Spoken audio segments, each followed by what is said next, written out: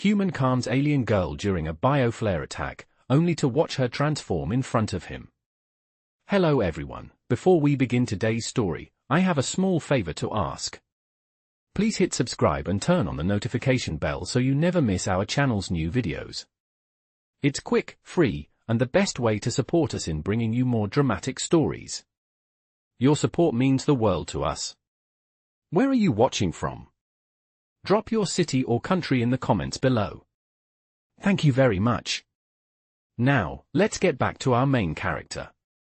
Commander Jason Wood stood rigid in the reception hall of the Crimson Palace, the headquarters of the Tan Dominion, located on Earth. The mirrored walls reflected his muscular build, his bare torso glistening lightly from the mandatory physical assessment he had just completed. He ran a hand through his slicked-back blonde hair, feeling the slight stubble on his jaw. Commander Wood, a Tan official addressed him, her bright red skin contrasting with her ornate silver uniform. Your military record is exceptional, 3 tours in the Orion conflict, decorated twice for valor, and your psychological profile indicates unwavering loyalty. Jason maintained his stoic expression. I serve where I'm needed. Indeed, and now you're needed in a rather unique capacity, she said, sliding a data tablet across the obsidian table. You've been selected as personal bodyguard to Queen Nisara of the Tan Dominion during her extended diplomatic mission on Earth. Jason's eyebrows rose slightly. The Tan Queen, ruler of a star empire spanning 17 systems, coming to Earth? The implications were enormous. I'm honored, he replied, though his voice revealed a hint of caution. But the position is non-negotiable, Commander. The official cut him off. The Human-Tan alliance is still fragile, and having a human protector sends a powerful message of trust. Jason scanned the tablet she had given him. The assignment details were sparse, but the compensation was astronomical. After his dishonorable discharge from the Earth Defense Force, a political move after he'd exposed corruption in the upper ranks, this opportunity seemed too good to be true. When do I begin? He asked. Immediately, the official replied. The Queen's transport arrives tomorrow. You'll be briefed on protocol tonight. The next morning, Jason stood on the landing pad atop the Crimson Palace, dressed in his new formal uniform, a tailored black suit with subtle crimson accents marking him as royal security. The sleek tan vessel descended through the clouds, its silver hull catching the morning sunlight. When the boarding ramp extended, Jason straightened his posture. First came a contingent of Tan guards, their red skin and silver armor creating a living wall of protection. Then she appeared. Queen Nisara, tall and regal, her bright red skin luminous against her elaborate silver and black bodysuit adorned with gold emblems of office. Her long silvery hair cascaded down her back, and her striking blue eyes surveyed the reception party with cool assessment. Even from a distance, Jason could feel the weight of authority she carried. The Queen barely acknowledged the assembled dignitaries before disappearing into the palace with her entourage, leaving Jason standing awkwardly on the platform. Commander Wood, he turned to find another Tan woman approaching. For a moment, he thought the Queen had returned, but subtle differences became apparent. Though physically identical, with bright red skin, silvery hair, and blue eyes, this woman wore a simpler version of the royal attire, her expression warmer and more approachable. I'm Lara, she said, extending a slender hand in the human custom of greeting. The Queen's proxy. I understand you'll be my primary security detail. Jason took her hand, noting the strength in her grip. Commander Jason Wood, at your service. Lara smiled, revealing perfect white teeth against her crimson skin. The Queen is resting after the journey. She has a private meeting with your world leaders tomorrow. Today, however, I'm scheduled to tour your city's cultural district as a goodwill gesture. I hope you don't mind starting work immediately. There was something in her tone, a hint of resignation, that caught Jason's attention. This wasn't just a clone following orders. This was a person with her own thoughts and feelings. Not at all, he replied, offering his arm in a formal escort position. It would be my pleasure to show you Earth's finest cultural achievements. Lara's eyes widened slightly at the gesture before she placed her hand on his arm. How gallant, she remarked. The brief exchange felt odd, but Jason couldn't deny the strange pull he felt in her presence. As they walked toward the waiting transport, Jason realized this assignment would be far more complicated than he had anticipated. I've been walking alongside Lara for what feels like hours, though the sun has barely begun to dip beneath the horizon. The city is alive with energy, a vibrant mix of human and Tan cultures, yet I can't help but feel this sense of unease settle in my chest. Lara, the Queen's proxy, seems calm, moving with a grace that is both familiar and alien to me. I glance over at her, noting how her eyes, a brilliant shade of blue, scan the surroundings with a sense of appreciation, yet her body language betrays something deeper, a yearning for freedom she hasn't voiced. We walk past towering skyscrapers, their sleek, futuristic designs contrasting with the warmth of the bustling streets below. People from various species, some human, some Tan, move around us, their chatter a mix of languages, yet the sound that fills the air feels harmonious in a way that's hard to describe. "You're quiet," Lara remarks, breaking my thoughts. "Is something on your mind?" I hesitate for a moment, wondering if I should speak my thoughts aloud. She's not just the Queen's proxy, she's a person, a living being with desires, fears, and dreams of her own. "I was just thinking," I reply slowly, "about how different it must be for you to be more than a proxy." She looks at me, her steps pausing for a brief moment. "It's not as complicated as you might think," she says with a soft smile, but there's something in her eyes that doesn't match her words. I can't help but notice the sadness behind her otherwise composed exterior. We continue walking, and I try to focus on the task at hand, my duty to protect her. But it's hard to ignore the growing bond between us, one that has nothing to do with protocol or duty. It's human connection, raw and undeniable. As we reach the heart of the cultural district, we pause in front of a large statue, an artistic representation of unity between species. Lara steps closer, her fingers hovering over the surface, as though she's afraid to touch it, yet compelled to. "What's it like?" she asks, her voice quiet. "To feel free." Her words hang in the air, and I feel the weight of them. I step forward, closer to her. "Freedom means different things to different people," I say softly. "For some, it's the ability to choose. For others, it's the power to act on those choices." She turns to face me fully, her gaze intense. "And what does it mean for you?" I can feel the charge between us, the question lingering between us like a spark waiting to ignite. "It means being true to yourself," I answer, my voice steady. "Even if the world around you tries to define who you should be." For a long moment, Lara says nothing, simply looking at me. Then, finally, she speaks again, her voice barely a whisper. "And who are you, Jason Wood?" I feel a strange sense of vulnerability hit me, though I can't explain why. "I'm just a man doing his job," I reply. "A job I never thought I'd be doing, but here I am." She smiles, and for the first time since we met, it feels real. It's a soft, almost wistful smile, the kind that speaks of something deeper, of understanding, of connection. The moment is fleeting, but it leaves a lasting impression. "Then let's see where this job takes us," she says, her tone light but filled with a promise I don't quite understand. I nod, unable to shake the feeling that we're standing on the edge of something neither of us is fully prepared for. The day is fading into twilight, and as the sun sinks lower, I can't help but wonder what's in store for us next. What does the future hold for a human and a Tan royal proxy when their paths seem destined to cross in ways neither of them could have predicted? The next few days pass in a blur of meetings, diplomatic functions, and cultural exchanges. Every time I think I've got a handle on my role here, something unexpected happens that throws me off course. Lara, though she is a royal proxy, seems to have her own way of doing things. Something about her doesn't sit right with the traditional expectations of her position. She's not just a clone, not just a reflection of the Queen. I can see that now. We're in the middle of another evening event when I notice it again, how she holds herself. There's an elegance in her movements, yes, but it's more than that. It's the subtle way she watches the crowd, always aware, as though she's waiting for something, or someone.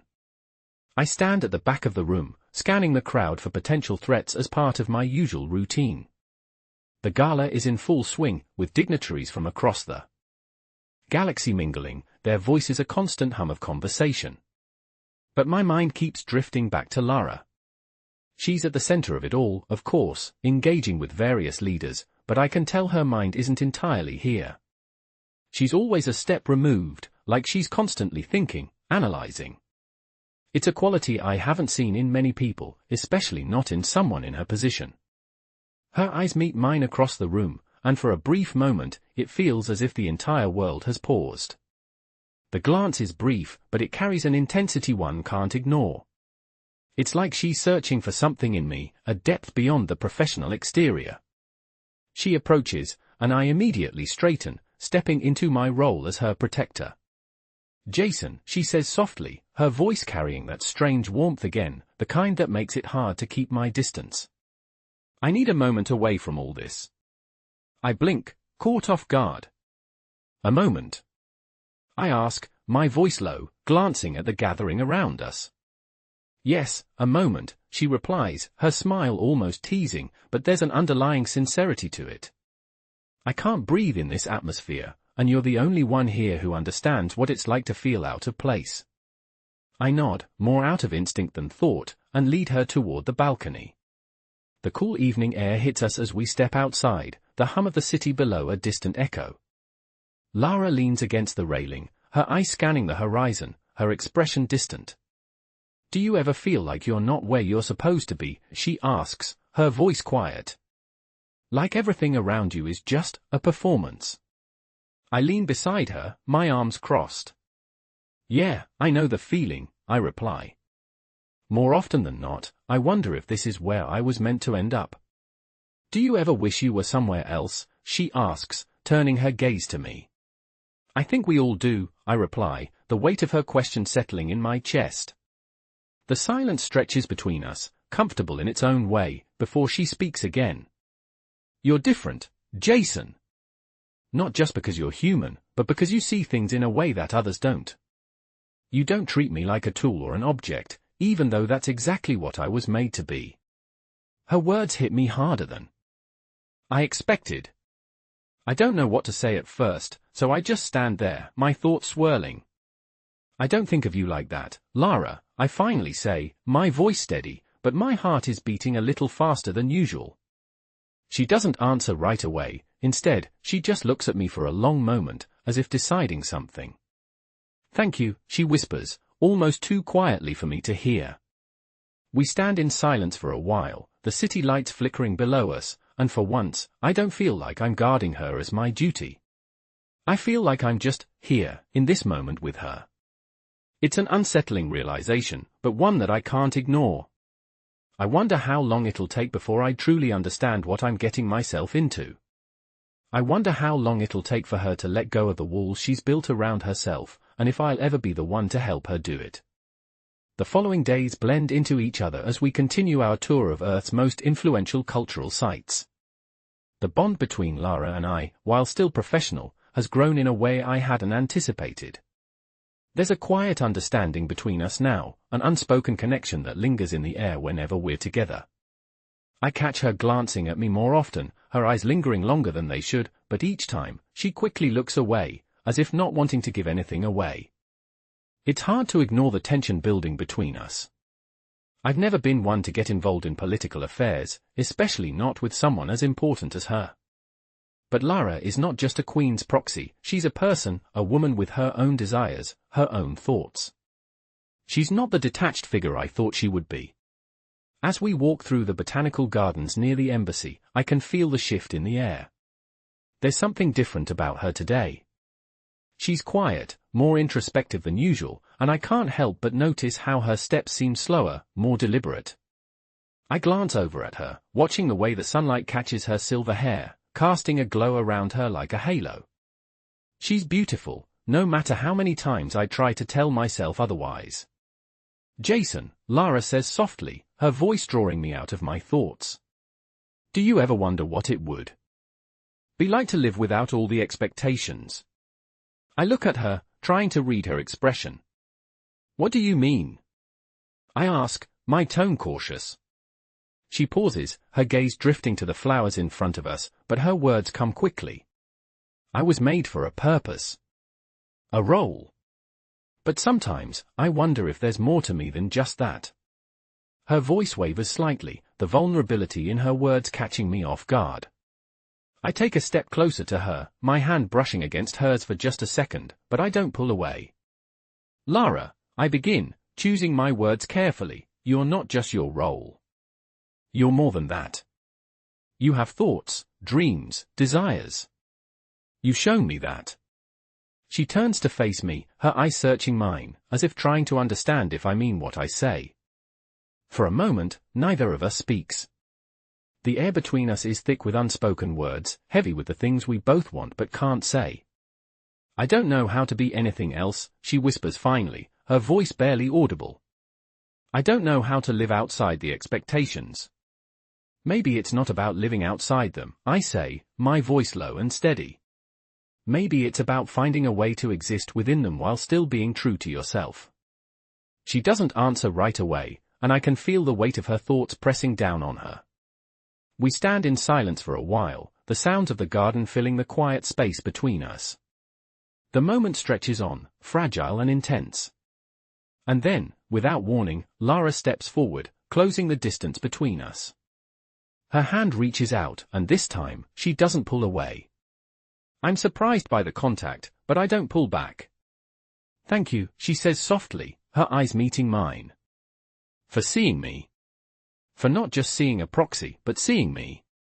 Her words settle in my chest like a weight, and for the first time since we met, I feel like I truly understand her. I'll always see you, I reply quietly.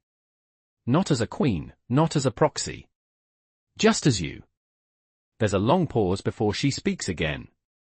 Do you ever think about the future, Jason? What comes next for you? For me? Her question hangs in the air, and for a moment, I'm unsure how to answer. The truth is, I don't know what the future holds. I don't know what will happen once this diplomatic mission is over. But looking at Lara, standing before me with those searching eyes, I realize something. It doesn't matter. The future is uncertain, but I know one thing for sure, no matter where it takes us, I want to be part of it. I think about it, I say, my voice steady, but I know one thing, whatever happens next, I'm here. With you. Her gaze softens, and for a brief moment, I see something in her eyes I've never seen before, hope. A small, fragile spark of hope. It's enough to make me believe that maybe, just maybe, there's more to our story than either of us expected. The days following that conversation are quieter. Lara seems to have taken my words to heart, but I can see she's still grappling with the weight of her existence. I don't blame her. To be created for a purpose, to be part of something bigger, yet always feel like something is missing, that's not easy. She's made incredible strides since we met. I can see it in the way she interacts with the world, the way she opens up little by little. But the past has a way of lingering, and I know it's not something she can simply shake off. We find ourselves in a private moment again, walking through the palace gardens this time, far from the eyes of others. The flowers here are different, alien in nature, but their beauty is undeniable. You know, Lara begins, her voice thoughtful, I've been thinking a lot about what you said. About being true to myself. I glance at her, surprised. And? I ask, my heart racing a little. She meets my gaze, her expression serious but soft. I think I'm ready to stop pretending to be just the Queen's proxy. I want to figure out who I am, not just what I was made to be. Her words hit me harder than I expect. There's so much weight behind them. So much hope. It's a shift, a real one, and it makes my chest tighten in ways I don't know how to describe. Lara, I say softly, stepping a little closer to her. I'm proud of you. She smiles faintly, a glimmer of something hopeful in her eyes. I never thought I'd get to hear someone say that to me. I'm about to respond when the sound of footsteps interrupts us. Turning, we see a group of Tan officials approaching, their red skin glinting in the sunlight. The moment is broken, the fragile connection we've been nurturing slipping back into the professional distance we've both been so carefully maintaining. The officials greet us with the usual formalities, and Lara slips back into her role as the Queen's proxy without missing a beat. I don't mind. This is part of who she is, and I respect it. But inside, I can't help but wonder how long she'll be able to live in this role before she breaks free entirely. As the day draws to a close, we return to the embassy, and Lara retreats to her chambers, as she often does after a long day. I, too, retire to my quarters, but sleep doesn't come easily. My thoughts are filled with what Lara said, and what I said in return. There's a shift happening, I can feel it. A shift not just in her, but in me. It's strange, this feeling I have. Like we're both standing on the edge of something big. Something that could change everything. And I wonder, as I lie there in the quiet of the night, how much longer I can hold back from stepping into whatever this is between us. The next morning, as I prepare for another day of duty, I catch myself glancing at her door, wondering what today will bring. I don't have an answer, but I'm beginning to think that it might not matter. Whatever happens, I know one thing for sure: I'm not going anywhere. The following day feels different. The atmosphere between Lara and me has shifted in ways I can't quite put into words. There's an unspoken tension that lingers, a tension that I'm not entirely sure how to navigate. As I meet her in the morning briefing, I notice that her posture is slightly different, more relaxed somehow. She seems more at ease with herself, yet there's still that flicker of uncertainty in her eyes. It's as if she's still figuring out who she is without the weight of being just the Queen's proxy. After the meeting, we step out into the courtyard together, away from the prying eyes of the others. It's a small, quiet space filled with the scent of blooming flowers and the gentle hum of activity around the palace. Lara stops by a fountain, her fingers brushing against the cool water as she stares into the distance. "Jason," she says, breaking the silence, "I've been thinking about what we talked about the other day. About being true to myself." I'm standing a few feet away, watching her, unsure of how to respond. "And?" I finally ask. She turns to face me, her eyes locking onto mine with an intensity that sends a shiver down my spine. I think I'm ready to take the next step. I can't stay in this role forever. I need to figure out who I am outside of this. I can feel the weight of her words, and I nod slowly, respecting the struggle she's been facing. "You don't have to do it alone," I say, my voice steady. There's a brief pause before she steps closer, her presence overwhelming in the best possible way. "I don't know where this will lead," she murmurs, almost to herself. "But I feel like something is changing. Something inside me." I reach out, gently placing a hand on her shoulder, an unspoken gesture of support. "You'll figure it out," I reply softly. "And I'll be here, no matter what." She looks up at me then, her gaze softening. For a moment, everything else fades away, and it's just the two of us standing there, understanding each other in a way that no one else could. But then the moment passes, and Lara pulls away slightly, her usual composure returning.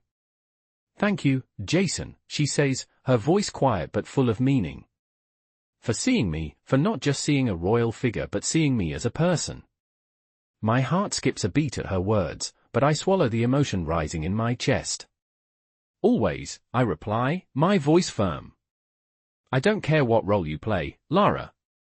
You're still you." She smiles at that, the first real smile I've seen from her in days, and for the first time, I see a flicker of hope in her eyes. It's as if, for a brief moment, she believes that maybe, just maybe, there's more to her life than the expectations that have always been placed on her. As we continue to walk through the garden, I can't help but think that maybe we're both on the verge of something bigger than either of us expected. The future is still uncertain, but for the first time, I feel like I'm standing beside someone who truly understands what it means to be free. And that's a feeling I'm not ready to let go of. The days continue to unfold with a gentle rhythm, a quiet calm settling over the palace and the diplomatic events that seem to never end. Lara's presence is both comforting and a little unsettling, as though she's standing at the edge of a precipice, waiting for something to happen. I can feel the pull between us growing, an invisible thread connecting us with every conversation, every glance shared in the quiet moments. She's more open now, more herself, though she still holds something back. I can see it in the way she looks at me, as though she's waiting for me to understand the depth of her words before she fully lets go. One evening, after a particularly taxing meeting with the other ambassadors, Lara and I find ourselves walking along a secluded corridor of the palace. The shadows are long, the soft hum of the building's energy systems the only sound that fills the space. She's quieter than usual, her steps slow, as though she's gathering her thoughts. "Jason," she says, her voice soft and almost hesitant. "Do you ever feel like you're always waiting for something to happen? Like you're standing still, but you're always waiting for the next step?" I look at her, surprised by the question. It's not something I've thought about in a while. "I think we all feel that way sometimes," I reply, my voice steady. "Especially when things seem like they're not moving fast enough, or when the future feels uncertain." She nods slowly, her gaze fixed ahead of us. "I've been waiting for something for a long time now. Something that would give me the freedom to be more than what I am." I pause, my heart picking up speed at her words. "And have you found it?" I ask, my voice barely above a whisper. She stops walking, turning to face me. "I'm starting to think that maybe freedom isn't something you find, Jason. Maybe it's something you create." Her words hit me harder than I expect, like a sudden realization that shifts everything. "You're right," I reply quietly. "Freedom is about more than just escaping something. It's about choosing where you go, who you are, and what you do once you're there." Lara's eyes meet mine, and for the first time, I see something raw in her expression. It's not fear, but a recognition of something she's been holding onto for too long.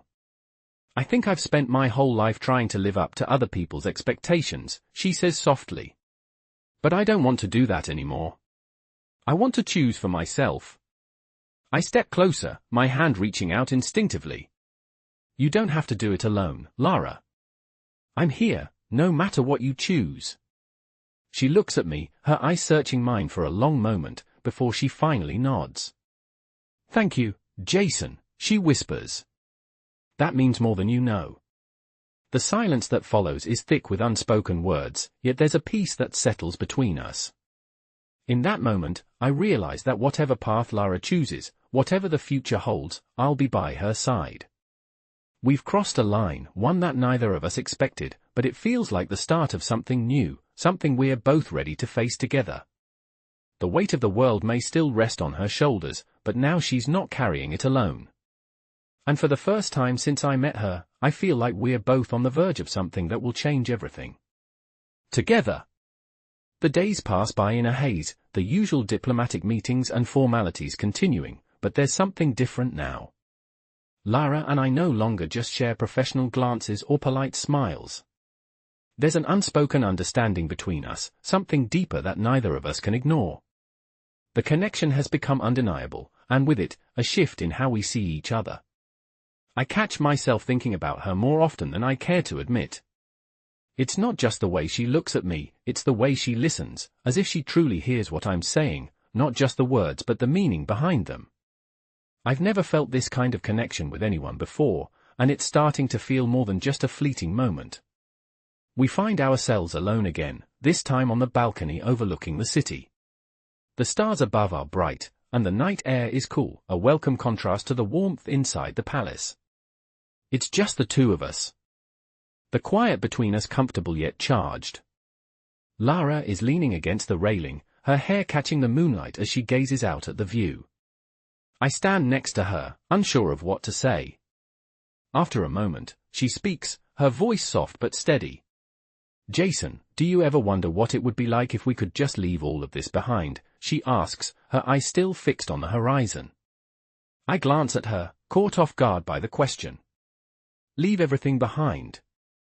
I ask, my voice low. She nods slowly, her gaze shifting to meet mine. "The expectations, the roles we play, what if we could just disappear and find something else? Something that's truly ours?" Her words hit me harder than I expect, the idea of leaving everything behind both exhilarating and terrifying. I've never thought about it in those terms before, but now that she said it, it feels like a possibility. I don't know, I admit, turning to face her fully.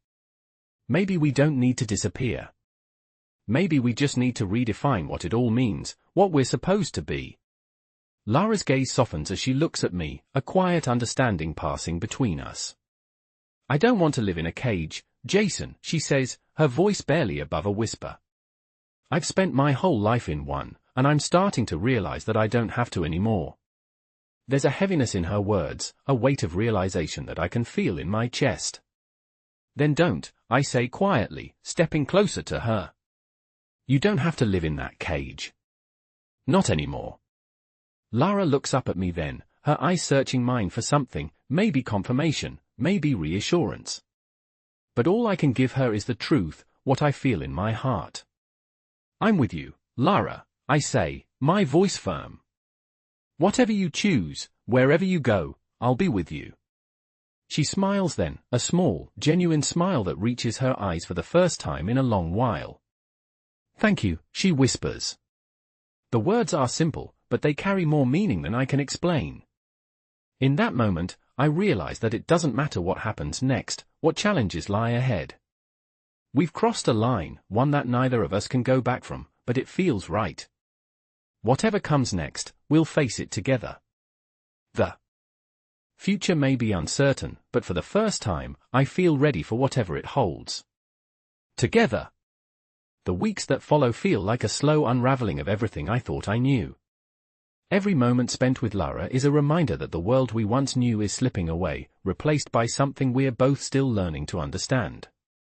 The conversations grow deeper, more meaningful, and the connection between us continues to shift, moving away from the professional distance we once maintained. It's like walking on the edge of something unknown, something new, and neither of us knows where it will lead. Despite the progress we've made, there's still a certain tension in the air, a silent understanding that we're both on the verge of something much bigger than we expected. I can see it in the way she watches me sometimes, as if she's waiting for me to take the next step. And honestly, I don't know if I'm ready for that. But I also know that I can't walk away. Not now. One afternoon, as we walk through the gardens again, a familiar quietness settles between us. We're both just taking in the peaceful surroundings, the soft rustle of the trees above us, and the distant hum of activity from the palace. It's a fleeting moment of calm, one that feels almost too precious to break. But then Lara speaks, her voice soft but steady. Jason, do you ever wonder what it would be like to start over? To leave all of this behind and create something new? I stop walking, taken aback by her question. Start over? I ask, my voice a little quieter than I expect. Yes, she says, turning to face me. To build something from the ground up. A life that's entirely ours, without the weight of expectations and obligations. I think about her words for a moment, the idea of leaving everything behind to start fresh. The notion is both exhilarating and terrifying. I don't know, I reply, my voice slow. But I think about it sometimes. What it would be like to just be free, to live without worrying about what's expected of us. Lara steps closer, her expression serious. Do you think it's possible, she asks, her eyes searching mine. Do you think we can really create something new, something that's ours? The question lingers in the air, and I feel the weight of it pressing down on me. For the first time, I realize that we've both been searching for something that would make sense of all the uncertainty, the expectations, and the roles we've been given. I think we can, I say finally, my voice steady with certainty. But it's not about running away from everything. It's about finding a way to live on our own terms, even if that means challenging everything we've known.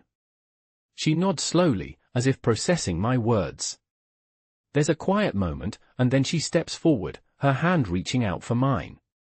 For a brief second, I hesitate, unsure of the next move. But then, I let go of my doubts and take her hand. The moment is simple, but in it, there's a sense of understanding, of something unspoken that connects us. I'm ready, Jason, she whispers, her voice full of resolve. I'm ready to create that life with you. And in that moment, I realize that no matter where this journey takes us, no matter how uncertain the future may seem, we're not alone. We have each other, and that's enough.